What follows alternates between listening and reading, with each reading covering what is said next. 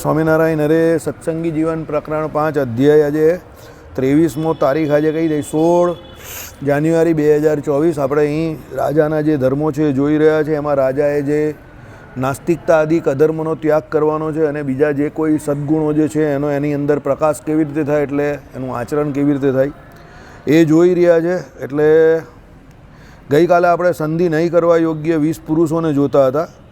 એમાં છેલ્લે આપણે જોયું કે ભાઈ જે દૈવો પહત એટલે દુર્ભાગી હોય, જે પુરુષ પ્રયત્ન વિમુખ થઈ દૈવિકવાદી હોય, બરાબર, એટલે શું છે પુરુષ પ્રયત્નનો ત્યાગ કરી દે, અને પ્રારબ્ધવાદી હોય ફક્ત પ્રારબ્ધે કરીને જે કંઈ થશે બધું મળશે એમ કરીને પૂરેપૂરો પ્રારબ્ધવાદી હોય એવા માણસનો ત્યાગ કરવાનો.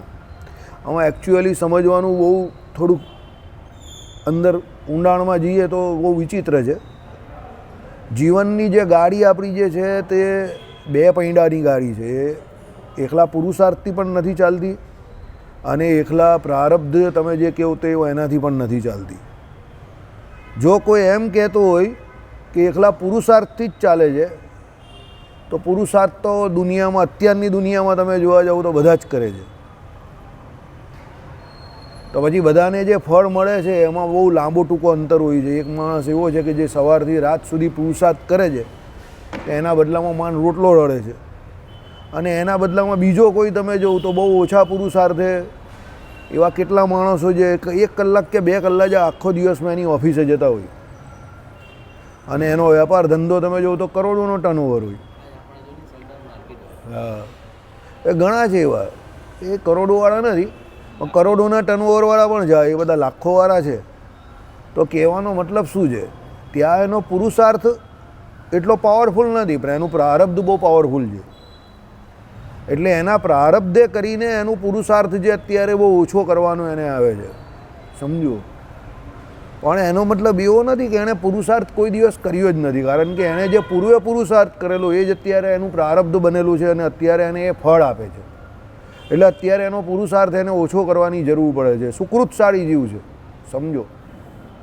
અને જે ક્રિયમાણ કર્મ અત્યારે એકદમ જોરદાર હશે, જેને સમજો બહુ પાવરફુલ જે ક્રિયમાણ કરતો હશે અને એનું પ્રારબ્ધ જે એને અત્યારે સપોર્ટ નથી કરતું, સાકાર એના જે કોઈ પ્રયત્ન જે છે એને ફળ આપવા માટે હજુ એનું પ્રારબ્ધ એવો એનો સમય ચમકો નથી, તો એને ધીરજની ધૈર્યની જરૂર છે.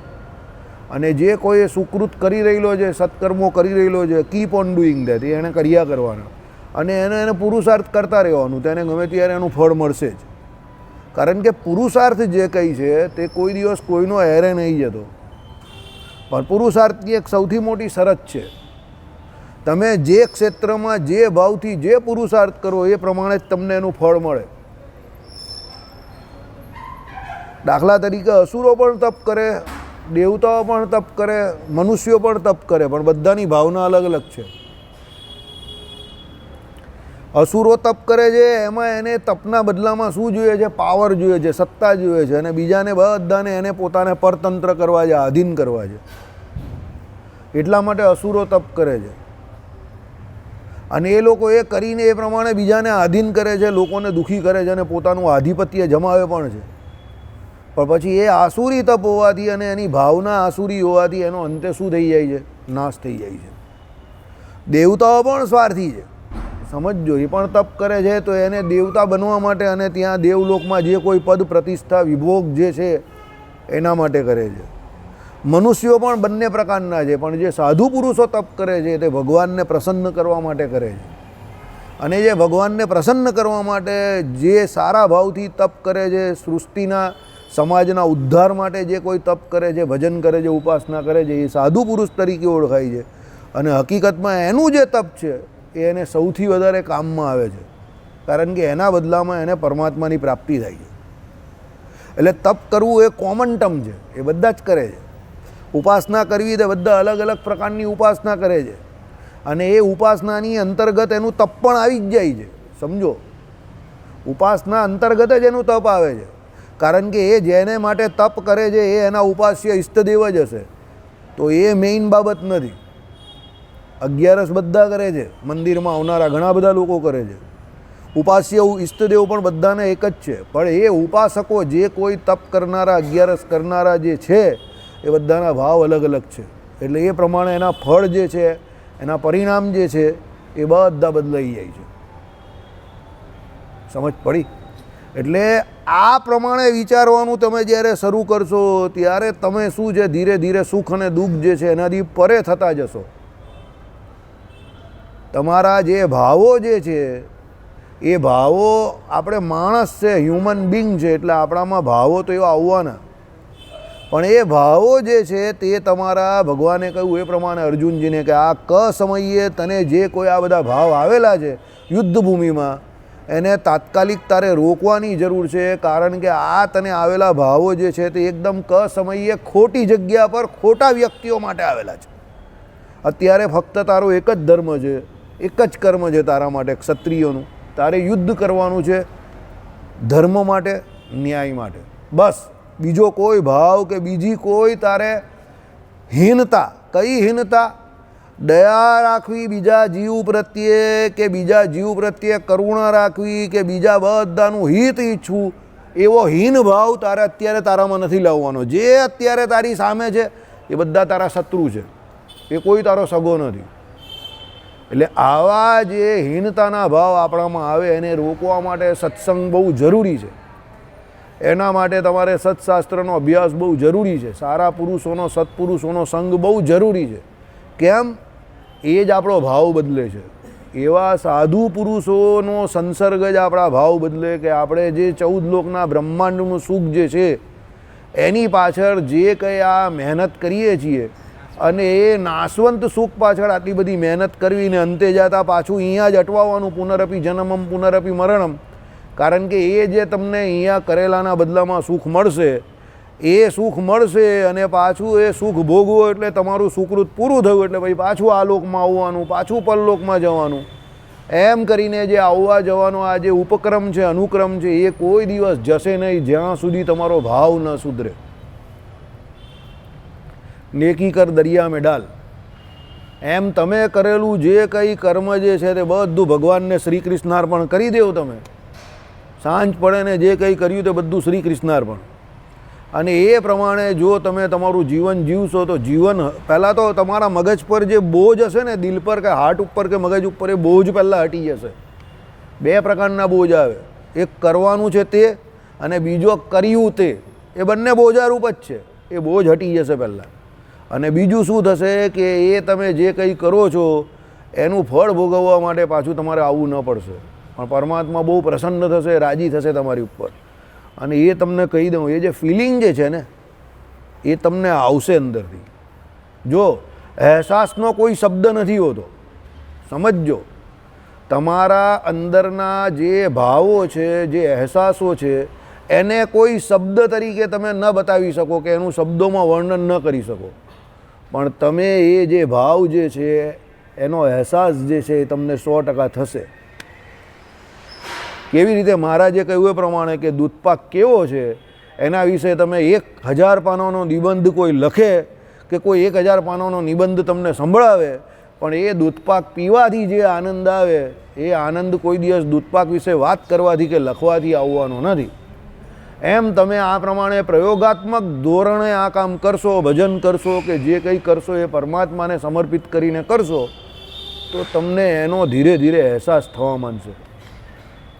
જે તમને હળવાશ અનુભવાશે ને, એ તમારી હળવાશ જે છે ને, એ જે એમાં જે આનંદ જે છે, એમાં જે સુખ જે છે, અને એમાં જે શાંતિ જે છે, એ શાંતિને એવો અનુભવ તમને થશે કે મહારાજે કહ્યું એ પ્રમાણે કે પેલો એમ કહે કે રાજા હોય અને બહુ મોટો વૈભવ ભોગવતો હોય, અને રાજ વૈભવ ભોગવતો હોય તો પણ એને એવું લાગશે કે હું વનમાં બેઠો બેઠો તપ કરું છું. અને પેલો વનમાં બેઠો હશે, અવાવરું જગ્યા પર, નિર્જન જગ્યા પર એકલો હશે, તો પણ એને એવું લાગશે કે હું બહુ મોટો રાજા છું. સમજજો. એટલે એને બંને પરિસ્થિતિમાં ઓછાપણું કે વધવાપણું લાગશે નહીં, પણ ક્યારે એનો ભાવ શુદ્ધ હશે ત્યારે એ આરામથી કામ કરશે. બહુ ભગવાનની, પરમાત્માની ઈચ્છાથી બધા કર્મો કરશે. ભગવાનને રાજી કરવા માટે જે કંઈ ધર્મ અને વચ્ચે રાખીને, ધર્મને કેન્દ્રમાં રાખીને દરેક કર્મ કરશે, અને બહુ શાંતિથી જીવશે. કોઈ એમ કે પાછા એકવાર વન્સ અગેન વી રિપીટ કે મારા જીવનમાં સુખ તો છે પણ શાંતિ નથી, તો એ ખોટું બોલે છે, જુઠ્ઠું બોલે છે, એના જીવનમાં શાંતિ નથી, તો સમજી લેવાનું એના જીવનમાં સુખ પણ નથી. પણ એ તો તમને કહેવા માટે ફક્ત જુઠ્ઠું બોલે છે કે હું સુખી છું પણ શાંતિ નથી. બાકી સુખી વ્યક્તિ હોય, જેને પ્લીઝર હોય, એને શાંતિનો અનુભવ હોય ને હોય. બંનેમાં પીજ લાગે, પ્લીઝર એન્ડ પીસ. તો પ્લીઝર અને પીસ બંને સાથે જ આવે અને જાય પણ બંને સાથે. તમારા જીવનમાંથી પ્લીઝર ગયું એટલે પીસ ચાલ્યું ગયું, એટલે તો બધા મેન્ટલી આટલા બધા અત્યારે બધા બીમાર થાય છે માનસિક રોગથી. કેમ? એ લોકોના જીવનમાંથી પ્લીઝર ચાલ્યું ગયું, સુખ ચાલ્યું ગયું, એટલે શાંતિ પણ ચાલી ગઈ, મન દોડાઈ ગયું, એટલે પછી આ બધા હરિવરિયન કરીના જે રોગ છે તે બધા થાય. એટલે તો સાયકાટ્રિક ફિલ્ડને અત્યારે આ લોકો સૌથી વધારે ઉજ્જવળ માને છે કે જેટલા વિકાસશીલ દેશો છે એમાં સૌથી વધારે મનોવૈજ્ઞાનિક રોગો કેમ ડેવલપ થાય છે. એનું કારણ આ છે કે વિકાસશીલ દેશોમાં માણસને પોતે પોતાની જાતને સુખી કરવાનો સમય નથી અને ઉપાયો જડતા નથી. સમજી ગયા? અને જે વ્યક્તિઓ ઓરિજિન એના મૂળને જોડાઈને જકડાઈને રહેલા છે, ગામડાની પ્રકૃતિ જેની છે કે દેશી પ્રકૃતિને જે જાણે છે એ સુખી છે, અને એ શાંત પણ છે અને સુખી પણ છે. એટલે શાંત અને સુખી હોવું એ બંને સાથે શક્ય છે. એવું નથી કે શક્ય નથી, ફક્ત ભગવાનને સાથે રાખવા પડે, ભાવ આપણો શુદ્ધ રાખવાનો. અને બીજી વાત, એક વચન, સિંગ્યુલર, એક વચનમાં જીવતા શીખો. પોતે પોતાની રીતે આનંદમાં રહેતા થોડું શીખો. સિંગ્યુલરમાંથી અંગ્રેજીમાં તો બે જ છે, સિંગ્યુલર ને પ્લુરલ, પણ સંસ્કૃતમાં 3 છે, એક વચન, દ્વિવચન ને બહુવચન. સમજો, 1, 2 અને 2 થી વધારે, એ પ્રમાણે સંસ્કૃતમાં છે. તો એ ધીરે ધીરે ધીરે ધીરે ભજન કરનાર વ્યક્તિએ શું કરવાનું છે કે ભીડામાંથી 2 દ્વિવચન તરફ અને પછી છેલ્લે એકાંતમાં આવીને ભજન કરતાં શીખવાનું છે. એ જેટલું વધારે તમે એકાંતમાં ભજન કરી શકશો, જેટલી તમને લોકોની જરૂર ઓછી, જેટલા તમે માનસિક રીતે સુસજ્જ, એટલા તમે સુખી. બાકી શાંત પાણીમાં પથરા નાખનારા લોકો બહુ આવશે. લોકોને તમારું સુખ કે તમારી શાંતિ ગમતી નથી. એ તો આપણી એવી ભ્રમણા છે કે અમારે ત્યાં બહુ શુભ પ્રસંગ આવ્યો છે તો તમે બધા અમારા શુભ પ્રસંગમાં ભાગીદાર થાવ, સહભાગી થાવ. કોઈ સહભાગી થતો નથી, બધા અંદરથી તમને ગાળો જ આપે છે. માઇન્ડ ઇટ, યાદ રાખીને જ જજો. અરે તમારો લોહીનો સંબંધી હશે ને એ પણ સુખી નથી તમને સુખી જોઈને, જો તમારાથી જુદો રહેતો હશે તો. એને પણ એના ઘરના એમ કહેશે, જો આણે કેટલી પ્રગતિ કરી નાખી, તું હજુ તાનો ત્યાં જ છે, અને એ પણ બળી જશે. ત્યારે એમ નહીં કહેશે કે આ મારો ભાઈ છે, કે આ મારો આ છે, કે આ મારો તે છે. તો બીજાની તો વાત જ નહીં કરતા. એટલે તમે સુખી, તો એનો મતલબ તમે જ સુખી. એક વચન, એમાં દ્વિવચન કે બહુવચન નહીં. તમે એટલે તમે જ, only one, lonely. Lonely is only, યાદ રાખજો. એન્ડ ઓનલી ઇઝ એકલો, બસ એકલો જ સુખી. ઓનલી ઇઝ હેપી, યાદ રાખવાનું આ વાક્ય છે. લોનલી ઇઝ ઓનલી અને ઓનલી ઇઝ હેપી. જે 2 ગયા એટલે થયું સત્યાનાશ અંદર, 1ના 2 થયા એટલે સમજજો. એટલે અહીંયા બધું સમજવા જેવું છે, બરાબર? ચલો, જે દુષ્કાળ નિમિત્તથી ઉપજેલા દુઃખથી પીડિત હોય, બરાબર, એની જોડે કાં સંધિ કરવા જાય. પેલો બિચારો દુખિયારો છે, અનાજ પાણી મળતા નથી, દુષ્કાળ થયેલો છે એના રાજ્યને વિશે, બધા જ ત્યાં બિચારાઓ દુખિયારા છે, તો તમે એની જોડે સંધિ કરો તો તમારે એનું પાલન પોષણ કરવું પડે, બરાબર?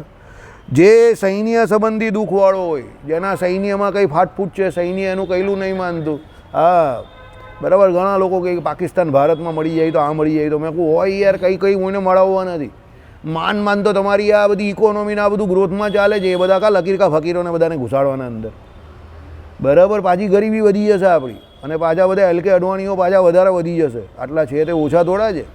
હું આમ તો બીજા 2-4 સ્ટેટ એ લોકોને આપી દઉં, કાં લઈ જાઓ ભાઈ, બધા નકામા જે છે તે આપી દેવાના. સમજો, સુખી થવું હોય તો એ રીતે સુખી થવાય. સમજો, એ બધું લઈને કંઈ સુખી નહીં થવાનું, બધું આપી દેવાનું. બીજું કે આનો વેપાર તું કર, આનો તું કર. જેને એવું જોઈતું હોય કે ભાઈ અમારે આ દેશ જોડે જોડાવું છે, એને કે તું જોડાઈ જા, પહેલો જોડાઈ જા. રાજનીતિની દ્રષ્ટિએ ભલે એ બરાબર ન હોય એ પગલું, બરાબર, કારણ કે એ રાજનીતિજ્ઞો એ વિચારવાનું છે, આપણે નહીં વિચારવાનું. સમજો, પણ જો રાજનીતિની દ્રષ્ટિએ બરાબર હોય તો છોડી દેવાનું. અને જે વિલિંગલી આવતો હોય તે આ પેલું બાંગ્લાદેશ જોડે ભારતે પેલું સીમામાં કર્યું ને, અમુક ગામ હતા તે બધા વિચિત્ર રીતે ગોઠવાયેલા હતા. સાહેબે એવું જ કર્યું. મોદી સાહેબ કહે કે આ બધું તકલીફ પડે છે કે આ અમારું, આ પેલું તારું, આ અમારું, તો બધું સીમાંકન એવું કરી નાખ્યું કે પેલી બાજુ વાળું આ બાજુ, પેલા બાજુ ને આ બાજુ વાળા આ બાજુ, એમ કરીને બાંગ્લાદેશ જોડે કરીને બધી વહેંચણી કરી નાખી એની. સમજી ગયા? એવી રીતે સુખેથી રહેવાય. સમજો? પછી તમે કહો કે આ ગામ તારું અહીંયાનું ને પેલી બાજુનું ગામ મારું, તો એ બધું એને કંટ્રોલ કરવું બહુ અઘરું પડી જાય. એના કરતાં એ બાજુ તારી બાજુ આજ તો તું લઈ લે, આ બાજુ મારી બાજુ આજ તો હું લઈ લઉં. સિમ્પલ વાત. બધું કોમ્પ્લિકેટેડ નહીં કરવાનું બહુ. બરાબર? કે એ તારી જગ્યામાં મારી 2 ફૂટ જગ્યા છે અને મારામાં આ ખૂણામાં તારી 4 ફૂટ જગ્યા છે. ઓ તારી તો ભલી થાય. એ બધી કોણ મગજમારી કરે? કોણ બાપ જોવાનું? એ કંઈ નહીં, એને એની 2 ફૂટ આપી દેવાની, આપણે એની 2 ફૂટ લઈ લે ને 2 ફૂટના પૈસા લઈ લે, ચાલ જા ઘરે જા, કામ પૂરું. જય સ્વામિનારાયણ. તું પણ ખુશ ને હું પણ ખુશ. બરાબર? ચલો. પછી એટલે સૈન્ય સંબંધી દુઃખવાળો હોય જે સત્ય થકી પ્રચ્યુતિ પામ્યો હોય. હા, સત્ય થકી પ્રચ્યુતિ પામ્યો એટલે માણસ નીચે આવવાનો, ગેરંટેડ આવવાનો, ગમે ત્યારે આવવાનો. જેણે સત્યનો ત્યાગ કર્યો છે સમજી લેજો એ એનો પોતાનો દ્રોહી થયો. કારણ કે સત્ય કાં રહેવું છે? અંદર રહેલું છે, અહીંયા જ આત્માની અંદર જ પરમાત્મા રહેલા છે, પરમ સત્ય છે, બધું જાણે જ છે. એટલે તમે સત્યનો દ્રોહ કર્યા, સત્યથી તમે વિમુખ થયા એટલે સમજી લેવાનું પરમાત્માથી વિમુખ થયા એટલે ગમે ત્યારે પડવાના. જે ધર્મ થકી ભ્રષ્ટ થયો હોય, બરાબર, જેને અધર્મ જ ધર્મ લાગતો હોય, કે આ જેના ધર્મ સગવડિયા હોય કે ભાઈ મને જેમાં ફાયદો લાગે એ મારા માટે ધર્મ, એવા જે હોય અને જે ધર્મો જે હોય તે શ્રુતિ સ્મૃતિએ કરેલો સદાચાર એને ધર્મ કયો છે. તું કે એ થોડો ધર્મ છે, કે હું કહું એ પણ થોડો ધર્મ છે. ધર્મો તો જે શાસ્ત્રોમાં કહેવો એ છે.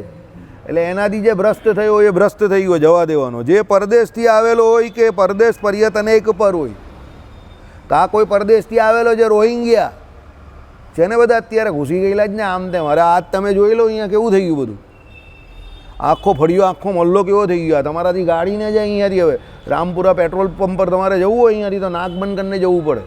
પહેલાં આવું ન હતું. 10 વર્ષ પહેલાં, 10 વર્ષ પહેલાં તમે આરામથી જઈ શકતા હતા. અત્યારે બધું કેવું થઈ ગયું, બધું બહાર મળતું થઈ ગયું ખુલ્લે આમ. અને આ બધા પેલા 300 રૂપિયાના આધાર કાર્ડવાળા જ છે. સમજો?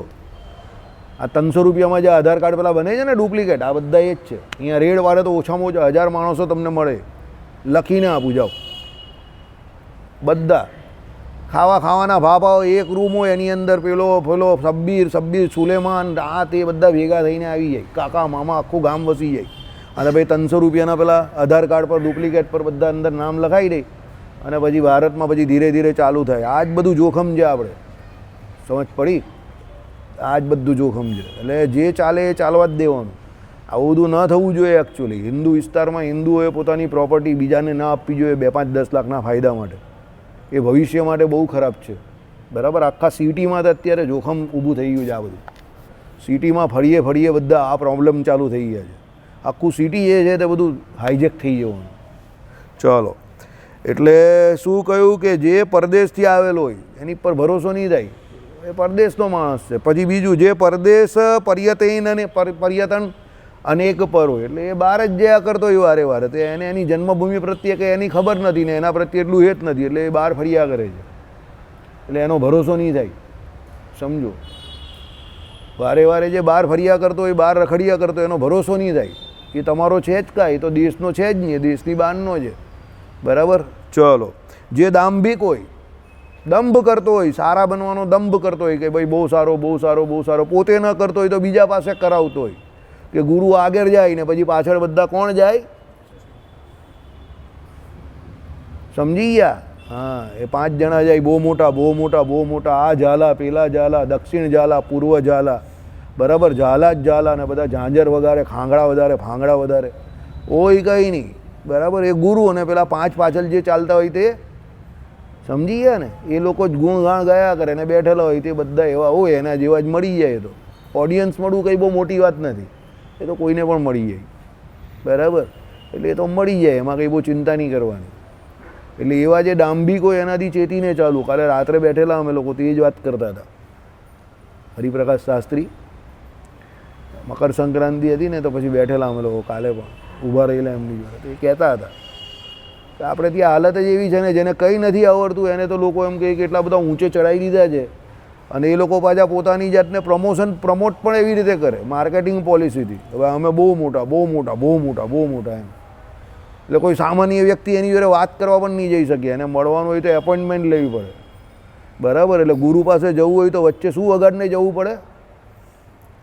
આઈડિયા આવ્યો તમને? હા હા, એ પેલો વગાડવા જ નહીં દે તમને, બરાબર ને. કોઈ સાચો માણસ જાય તો એને તાવ આવી જાય પાછો, બરાબર.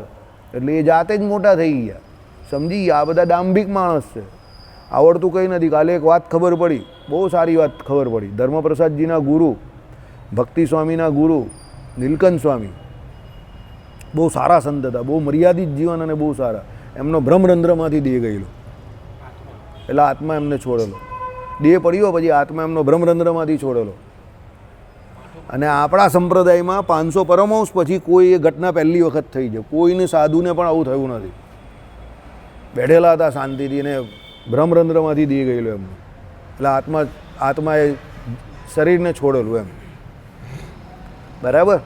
એટલે આપણે એવું લાગે કે ભાઈ એમ છે કેમ છે ફલાણું છે ઢીમકું છે, લાવ કંઈ નહીં. આ એ વાત મળીને પ્રથમનું 25મું અજ્ઞામૃતકાર, એવું શક્ય છે, એવું શક્ય છે. જે એમને કાલે થયું ને એવું શક્ય છે. એવું નથી કે શક્ય નથી, પણ એવું શક્ય છે. અને અક્ષર તો બહુ જ આંખા થઈ ગયા છે.